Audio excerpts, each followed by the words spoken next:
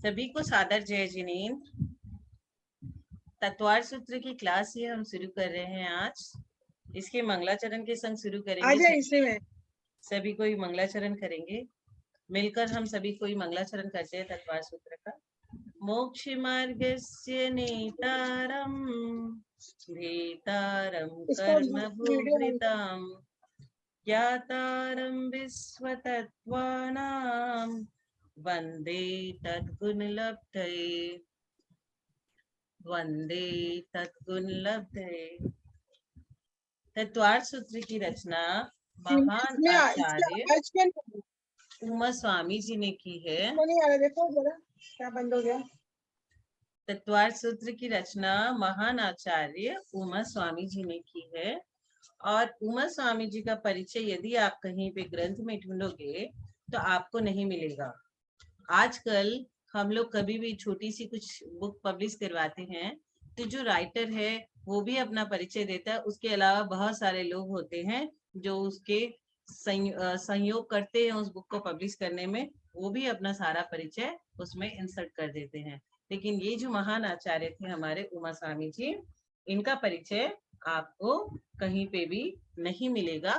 बस हम इतना जानते हैं, जैसे ग्रंथों में जो लिखा है कि ये कुनकुंद आचार्य के पट्ट शिष्य, इनको बताया गया है कि उमा स्वामी कुनकुंद आचार्य के पट्ट शिष्य थे।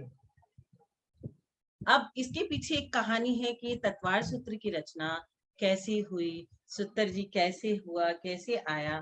तो सौराष्ट्र देश के मध्य उज्जयंत गिरी के निकट, सौराष्ट्र देश में उज्जयंत गिरी के निकट गिरनार नाम के पतन में आसन्न भव्य स्वहितार्थी द्विज कुलोत्पन्न सिद्धय, कौन था? एक विद्वान, सिद्धय नामक एक विद्वान शास्त्र का जानकार था, शास्त्र को जानता था। वो सिद्धय क्या किया उसने एक पाटिये पर एक चीज लिखा। क्या लिखा? दर्शन ज्ञान चारित्राणि मोक्ष मार्गः। क्या लिखा उसने? दर्शन ज्ञान चारित्राणि मोक्ष मार्गः। तो फिर क्या हुआ, उसके यहाँ पे एक दिन आहार चर्या के लिए उमा स्वामी आए। तो उनकी माता ने, सिद्धय की माता ने उन्हें आहार करवाया। और फिर आहार के बाद जब वो जा रहे थे, उनका ध्यान उस सूत्र पे पड़ा। किस सूत्र पे? जो सिद्धय ने लिखा था, दर्शन ज्ञान चारित्राणि मोक्ष मार्गः। तो उन्होंने क्या किया, उसके आगे सम्यक लिख दिया। जैसे आजकल सभी लोग अपने नाम के आगे डिग्रियां लिखते हैं ना, chartered accountant, CA, doctor, DR. अब उन ज्ञानी उमा स्वामी जी ने क्या किया, उसके नाम के आगे, मतलब जो सूत्र उसने लिखा था सिद्धे, उसके आगे सम्यक बैठा दिया। क्या क्या बन गया ये? सम्यक दर्शन ज्ञान चारित्राणि मोक्ष मार्गः। अब क्या हुआ, सिद्धे को यह बात बहुत अच्छी लगी कि ये किसने किया। तो उसने अपनी माता से पूछा कि किसने किया। तो वो ढूंढते ढूंढते ढूंढते ढूंढते वह गिरी और अरण्य में ढूंढता हुआ आश्रम में पहुंच गया और भक्ति भाव से नम्रीभूत होकर उन उक्त मुनिराज से पूछने लगा। क्या पूछने लगा? कि आत्मा का हित किसमें है? मुनिराज ने कहा, आत्मा का हित मोक्ष में है। किसमें है? मोक्ष में है। इस पर उसने पूछा मोक्ष का स्वरूप और उसकी प्राप्ति का उपाय पूछा, जिसके उत्तर स्वरूप इस ग्रंथ का पूरा अवतरण हुआ। इसी कारण इस ग्रंथ का नाम तत्वार सूत्र के साथ साथ मोक्ष शास्त्र भी कहते हैं लोग इसे, क्योंकि इसमें आत्मा का हित किसमें है? तो मोक्ष में है। तो यह इसे मोक्ष शास्त्र के नाम से भी इसे जाना जाता है। अब गुरु और शिष्य का रिश्ता हो गया किसमें? उमा स्वामी और सिद्धे। अब सिद्धे प्रश्न करता है और उमा स्वामी उत्तर देते हैं। उसी से सूत्रों की रचना एक एक करके होती जाती है। तत्वार सूत्र का महत्व जैन शास्त्र में कैसे है? मोक्ष शास्त्र या तत्वार सूत्र की जैन परंपरा में वही स्थान है जैसा कि हिंदू धर्म में गीता का, ईसाइयों में बाइबल का और इस्लाम में कुरान का। उतना ही महत्व हमारे जैन शास्त्र में तत्वार्थ सूत्र का कहा गया है। और माताएं बहनें, इसका प्रतिदिन बहुत सारी माताएं बहनें हैं जो प्रतिदिन पाठ करती है। कहा जाता है कि अगर भाव सहित इसका एक दिन पाठ कर ले तो एक उपवास का फल मिलता है। और कुछ माताएं बहनें हैं वो बहुत डरती है कि संस्कृत के सूत्र का कैसे उच्चारण करूं, मुझे तो आता ही नहीं है। लेकिन कोई भी चीज इम्पॉसिबल नहीं होती। अगर कोई सीखना चाहे तो आराम से सीख सकता है। बहुत छोटे छोटे सूत्र है, इतने छोटे छोटे सूत्र है कि उसे अगर थोड़ा थोड़ा सा रुक रुक के ब्रेक कर करके पढ़ा जाए तो कोई भी इंसान पढ़ सकता है। ये एक छोटे छोटे सूत्रों में छोटे छोटे अक्षरों से संयुक्त बनाया गया है। संदेह से रहित हो, जिसमें सार भरा हो, गुण पदार्थों का निर्णय करने वाला हो, निर्दोष हो, उसे सूत्र कहते हैं। कई लोग बोलते हैं सूत्र जी पढ़ रहे हैं, सूत्र जी पढ़ रहे हैं। तो ये सूत्र का मतलब क्या हुआ?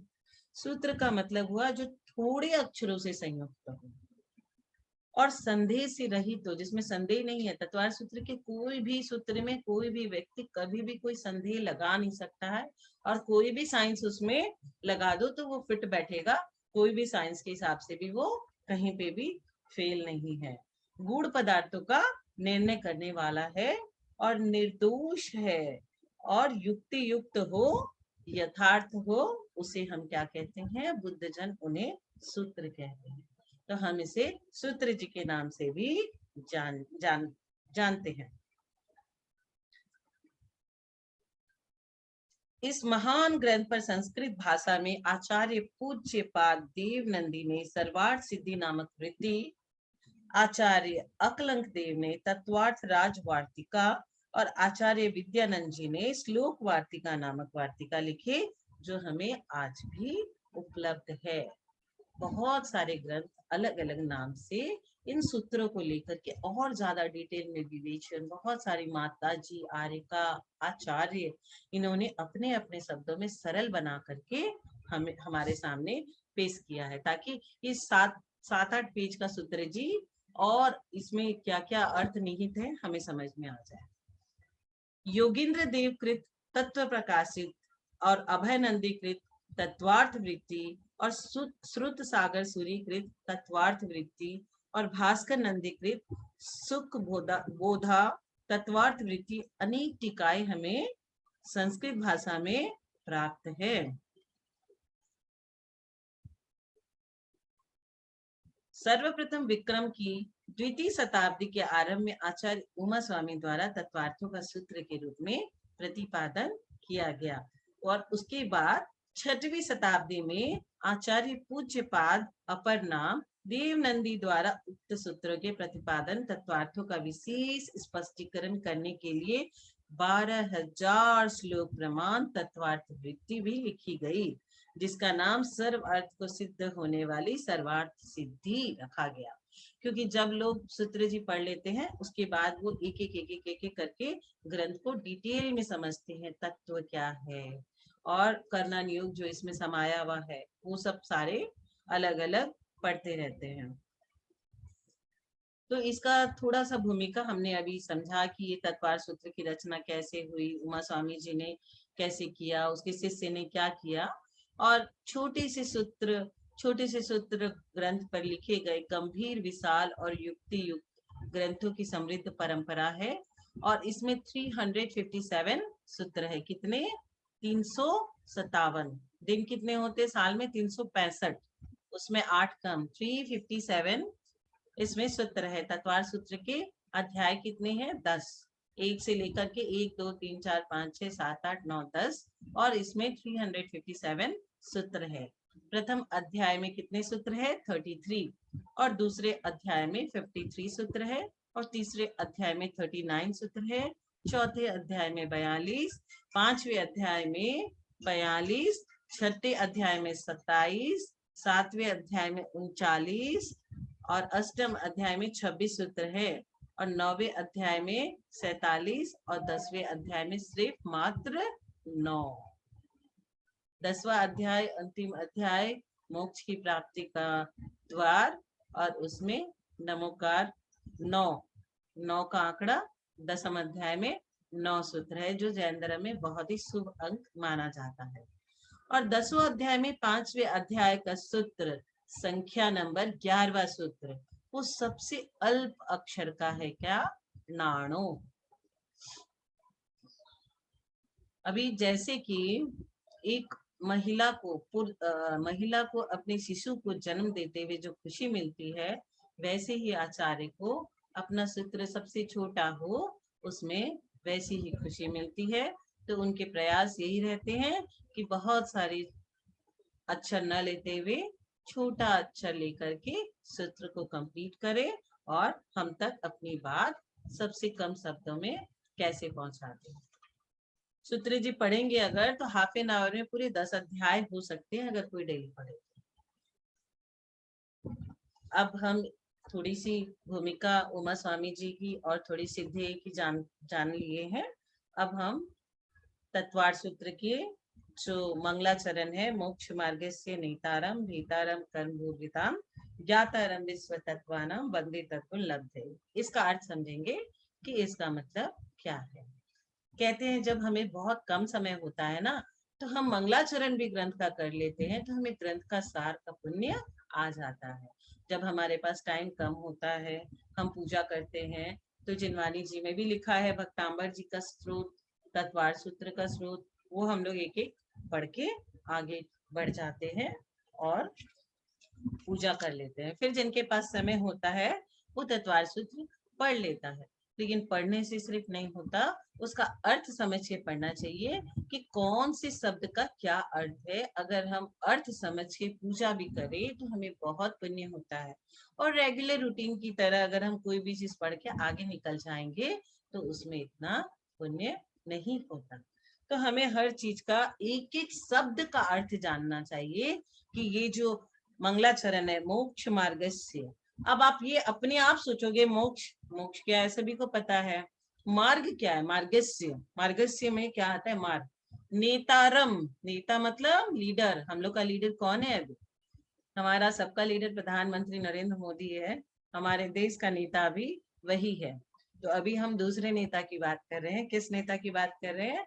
हमारे को आत्मा का सुख प्राप्ति के लिए, मोक्ष का सुख प्राप्ति के लिए जो नेता हमें बताएंगे कि कहाँ पे जाने से और कैसे जाने से हमें मोक्ष हो सकता है। क्योंकि देखिए बाकी धर्मों में क्या है, तुम शिष्य रहे और मैं गुरु रहूं और ऐसे ही चलता रहे। लेकिन जैन धर्म में क्या है, हमारे जितने भी आचार्य हैं उनको आप बोलोगे कुछ भी तो बोलेंगे आ जाओ संघ में आ जाओ। वो हमेशा आपका भला चाहेंगे और आपका प्रमोशन करेंगे कि आप भी संयम के मार्ग में आ जाओ और अपना कल्याण करो। कभी ये नहीं चाहेंगे आप भक्त बन के उनके लिए चौका लगाओ और हमेशा प्रतिदिन आहार देते रहो, वो उसकी चिंता उनको है नहीं। लेकिन आपका कल्याण करने के लिए वो हमेशा बोलेंगे कि आ जाओ। तो क्या कहा इसमें कि तुम भक्त बन के नहीं बैठे रहो, तुमको भी भगवान बनने का पूरा राइट है। मोक्ष मार्गस्य नेतारम भेतारम कर्म भूभृताम। मोक्ष मार्ग से नेतारम का मतलब है जो मोक्ष मार्ग के नेता है। किसके नेता? हमें ये पॉलिटिशियन के लिए कुछ भी नहीं सोचना, वो वाले नेता नहीं, मोक्ष मार्ग का राह बताने वाले जो नेता है। भेतारम कर्म भूभृताम, कर्म रूपी पर्वतों को भेदने वाले वो मोक्ष मार्ग के नेता क्यों है? क्योंकि उन्होंने कर्म रूपी पर्वतों को भेद दिया। हमें कौन सताता है दिन भर? कोई बोलेगा मेरा बेटा आके सता दिया, मेरी बहू आके सता दी। ये बेटा और बहू नहीं सता रहे, ये तो निमित्त मात्र है। सता रहा है हमें अपने खुद के कर्म, हमारे कर्म हमें सता रहे हैं। तो भीतारम कर्म भूभृताम, कर्म रूपी पर्वतों को, कर्म को पर्वत के समान, पर्वत को कोई भेद सकता है क्या? बहुत समय लगता है। तो भीतारम कर्म भूभृताम, कर्म रूपी पर्वतों को भेदने वाले हैं। ज्ञातारम विश्व तत्वानाम, विश्व के समस्त तत्वों को जानने वाले हैं। भगवान क्या है? सिद्ध भगवान क्या है? संपूर्ण विश्व के समस्त तत्वों को जानने वाले हैं। वंदे तद्गुण लब्धये, ऐसे महापुरुष को तद्गुण लब्ध है। हम आपकी पूजा इसीलिए नहीं कर रहे कि भगवान आप भगवान, हम इसलिए कर रहे हैं कि भगवान आपकी वंदना करने से आपके जैसे तद्गुण हमें भी उपलब्ध हो। वंदे तद्गुण लब्धे। हम किस लिए भगवान की पूजा कर रहे हैं? कि भगवान मोक्ष मार्ग के नेता है इसलिए, या भगवान ने सारे कर्मों को नष्ट कर दिया इसलिए, कि भगवान सब कुछ जानने वाले हैं, संपूर्ण पृथ्वी में, संपूर्ण विश्व में जो भी कुछ हो रहा है उनके भी जानकार है इसलिए? नहीं, हम इसलिए कर रहे हैं कि वे सारे गुण जो आप में है वो सब मुझ में आ जाए। भगवान के आगे जाके लोग क्या बोलते हैं? सोहम सोहम सोहम। जैसे भगवान है वैसे ही हम बन जाए। तो जो स्वयं सच्चे मार्ग पर चलकर अन्य पुरुषों को सच्चा मार्ग दिखलाते हैं वे ही सच्चे नेता हैं। खुद तो सच्चे मार्ग में चले और दूसरे को भी सच्चे मार्ग में चलने के लिए उपदेश देते हैं। जब भगवान को केवल ज्ञान हो जाता है उसके बाद क्या होता है? भगवान की वाणी खिलती है। महावीर भगवान को केवल ज्ञान होने के बाद बहुत दिन तक उनकी वाणी नहीं खिली थी, क्योंकि गंधर्व देवता नहीं मिले थे। तो वो वाणी खिला करके हम सभी का कल्याण करते हैं। हमें 7 भव अपने भगवान के समोसरण में जब हम बैठते हैं ना, साक्षात नजर आते हैं। प्रेजेंट और 3 पीछे के और 3 आगे के सब हम देख लेते हैं और जान लेते हैं कि हम क्या थे और क्या होने वाले हैं। जो अपने नेतृत्व में सबके हित की बात कहे अर्थात हितोपदेशी हो वे ही सच्चे नेता है। सच्चे नेता कौन से हैं? जो दूसरे की हित करे, अपने हित के संग संग दूसरों के लिए भी। अब जितने भी मुनि महाराज है एक टाइम आहार करके पूरे दिन वो लोग के भक्त लोग कुछ न कुछ समस्या लेके उनके पास जाते, कभी भी ये नहीं पूछते हैं कि आचार्य श्री आपका स्वास्थ्य कैसा है। हमेशा पूछेंगे कि मेरे को ऐसा हो गया, मेरे को वैसा हो गया, मेरे को ऐसा, मेरा सर दुखता है, मेरा पैर दुखता है, मैं पास कैसे हो जाऊं। सब अपनी अपनी प्रॉब्लम ले जा करके वहां रख देता और वो हंसते हुए सबकी प्रॉब्लम सॉल्व करते हैं, हितोपदेशी की तरह दूसरों के हित का ध्यान रखते हुए। कर्म रूपी पर्वतों को भेदन नष्ट करने वाले अर्थात वीतरागी है। विश्व के समस्त तत्वों को जानने वाले अर्थात सर्वज्ञ है। भगवान क्या है? विश्व के सारे तत्वों को जानते हैं। जब राजा श्रेणिक का जीव भगवान महावीर भगवान के समोसरण में गया और बोलता है, भगवान मैं अगले जन्म में क्या बनने वाला हूँ, तो क्या आवाज आई कि तू नरक जाएगा। अब उसको तो टेंशन हो गया कि मैं नरक से कैसे बचूं। अब वो पूछने लगा कि मैं नरक से कैसे बचूं, भगवान मुझे कुछ ऐसा बता दो कि मैं नरक के दुखों से बच जाऊं और नरक में न जाऊं। तो बोले तुम 3 काम करो, मैं तुम्हें 3 काम बताता हूँ, वो 3 काम तुम अगर कर लो तो तुम नरक में नहीं जाओगे। तो बोलते कौन सा 3 काम? बोलता एक आदमी है वो दिन भर काटते रहता है, उसका काटना तुम्हें बंद करना है। और एक लेडीज है वो कभी भी दान नहीं देती है, उससे तुमको दान लेके आना है। और एक लेडीज है उसको हमारे समोसरण में लेके आओ तुम, अगर वो समोसरण का दर्शन कर लेता। ये 3 काम अगर तुम कर सकते हो तो तुम्हारा नरक गति का बंध छूट सकता है। तो जो बूचर खाना चलाता था उसको बोला, राजा है वो, उसको बोला कि तुम बूचर खाना बंद कर दो, उसने नहीं किया। तो राजा ने पकड़ के उसको कारावास में डाल दिया। जाकर के बोलता है भगवान को, भगवान मैंने आपका पहला काम तो कर दिया। बोले तू जाके देख वो क्या कर रहा है, तूने तो कहा कि उसने काटना बंद कर दिया।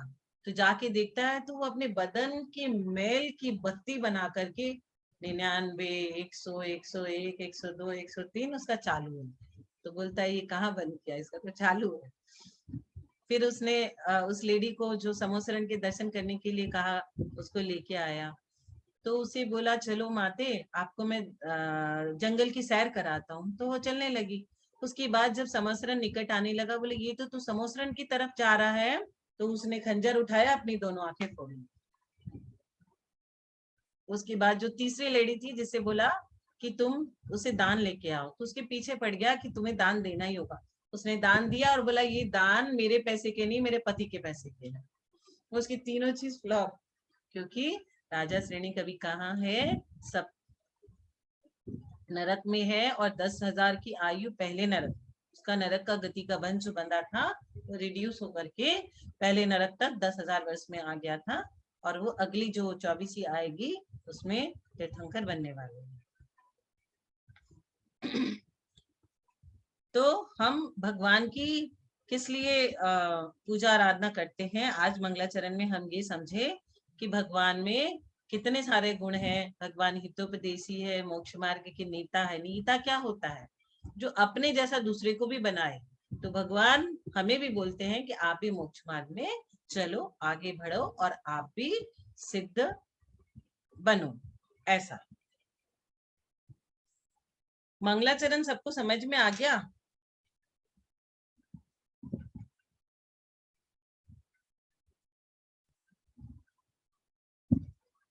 मंगलाचरण हमारा बहुत ही आसान है। मोक्ष मार्गस्य नेतारम भेतारम कर्म भोगिता ज्ञातारम विश्व तत्वानाम वंदे तद्गुण लब्धये, कि हमें भगवान जैसे गुण उपलब्ध हो। मोक्ष मार्ग के जो नेता है, जिन्होंने कर्म रूपी पर्वत का भेदन किया है, जो विश्व के संपूर्ण तत्वों के जानकार हैं, उनको हम वंदन कर रहे हैं कि उनके जैसे गुण, यानी कि हम भी मोक्ष मार्ग को प्राप्त हो जाए। इसीलिए हम उनको उनकी पूजा अर्चना कर रहे हैं। आज प्रथम सूत्र ले लेते हैं। सम्यक दर्शन ज्ञान चारित्राणि मोक्ष मार्गः। इसका क्या मतलब है? इसका उच्चारण कैसे होगा? सबसे पहला सम्यक दर्शन, ज्ञान, चारित्राणि, मोक्ष मार्गः। ग के बाद जब विसर्ग दो बिंदी है, उसको मार्ग ऐसे पढ़ते हैं।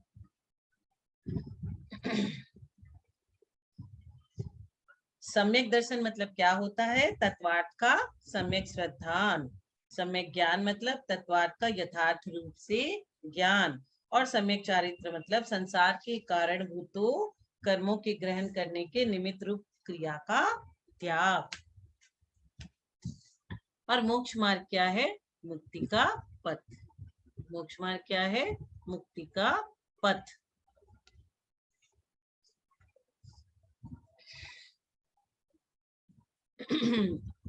अब इस सूत्र में मोक्ष मार्ग की परूपना की गई है। मोक्षार्थी भव्यात्मा किन किन साधनों से मोक्ष को प्राप्त करता है? प्रथमतः कुछ लोग कहते हैं कि अकेला सम्यक दर्शन मोक्ष मार्ग है, अकेला सम्यक ज्ञान मोक्ष मार्ग है, अकेला सम्यक चारित्र मोक्ष मार्ग है, अथवा सम्यक दर्शन और सम्यक ज्ञान ये दो ही मोक्ष मार्ग है, या फिर सम्यक दर्शन और सम्यक चारित्र ये दो अथवा सम्यक ज्ञान और सम्यक चारित्र ये ही दो मोक्ष मार्ग है। ये तीन जो सम्यक दर्शन, सम्यक ज्ञान, सम्यक चारित्र, इन तीनों का परम्यूटेशन कॉम्बिनेशन किया गया। ज्ञान की संग दर्शन लिया, दर्शन की संग चारित्र लिया, ज्ञान की संग चारित्र लिया, लेकिन एक एक एक सिंगल सिंगल सिंगल सम्यक दर्शन, सम्यक ज्ञान, सम्यक चारित्र, या सम्यक दर्शन की संग ज्ञान, सम्यक दर्शन की संग चारित्र, या ज्ञान की संग चारित्र, या ज्ञान और दर्शन, ये कुछ भी हमें मोक्ष मार्ग तक नहीं पहुंचा सकता। ये सारे हमें मोक्ष मार्ग तक नहीं पहुंचा सकते। इन सभी मार्गों के निराकरण के लिए एवं इन तीनों की ही एकता दर्शाने के लिए बहुवचन चारित्राणि एवं अखंडता दर्शाने के लिए मोक्ष मार्ग है, एक वचन का प्रयोग किया गया। पूज्यपाद स्वामी ने सर्वार्थ सिद्धि टीका में क्या लिखा? जिस प्रकार रोग को दूर करने के लिए मात्र श्रद्धान, ज्ञान तथा आचरण रोगी के रोग को दूर करने का उपाय नहीं है, इसी प्रकार अकेले अकेले अथवा दो दो का समूह मोक्ष मार्ग नहीं है। सिंगल सम्यक दर्शन, सिंगल सम्यक ज्ञान, सिंगल सम्यक चारित्र से मोक्ष नहीं होता। कैसे? आप किसी डॉक्टर के पास गए, आपको उसने औषधि दिया, अगर आपका उसके ऊपर ट्रस्ट नहीं है, आप संदेह कर रहे हो डॉक्टर अच्छा है क्या, ठीक दवाई दी है क्या, लूं कि नहीं लूं, तो आपका काम नहीं बनेगा, आपका रोग दूर नहीं होगा। पूज्यपाद आचार्य ने अपने समय के महान आचार्य जो थे, जो कुशल चिकित्सा शास्त्र के भी ज्ञाता थे।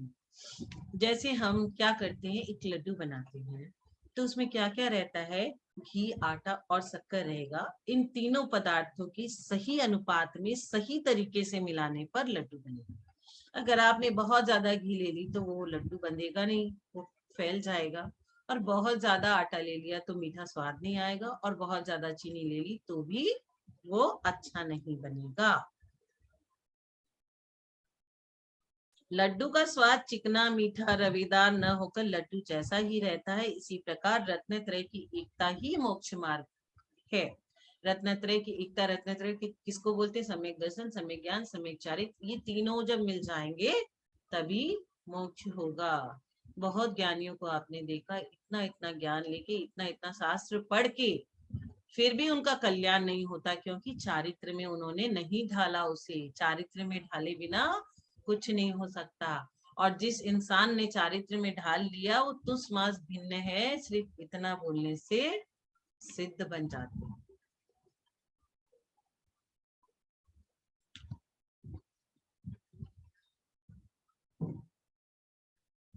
ये सूत्र बहुत इंपॉर्टेंट है। प्रथम सूत्र प्रथम अध्याय का सम्यक दर्शन ज्ञान चारित्राणी मोक्ष मार्ग, इसके ऊपर इतना बढ़िया चिंतन हो सकता है, इतना बढ़िया मेडिटेशन हो सकता है। आप बैठ करके इसको चिंतन और मनन बहुत अच्छे से कर सकते हो।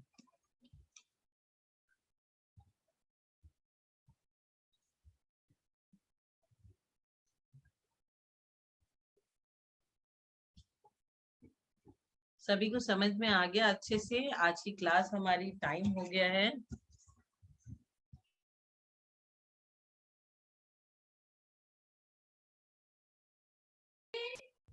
तो आज की कक्षा हम यहीं पे समाप्त करते हैं। कल 2:30 बजे फिर शुरू करेंगे। ये पहला सूत्र सभी लोग याद कर लीजिएगा। सम्यक दर्शन ज्ञान चारित्राणी मोक्ष मार्ग है। सम्यक दर्शन, सम्यक ज्ञान, सम्यक चारित्र, इन तीनों की एकता ही मोक्ष मार्ग है। बोलो महावीर स्वामी की जय। मैं मीटिंग को एंड कर रही हूँ।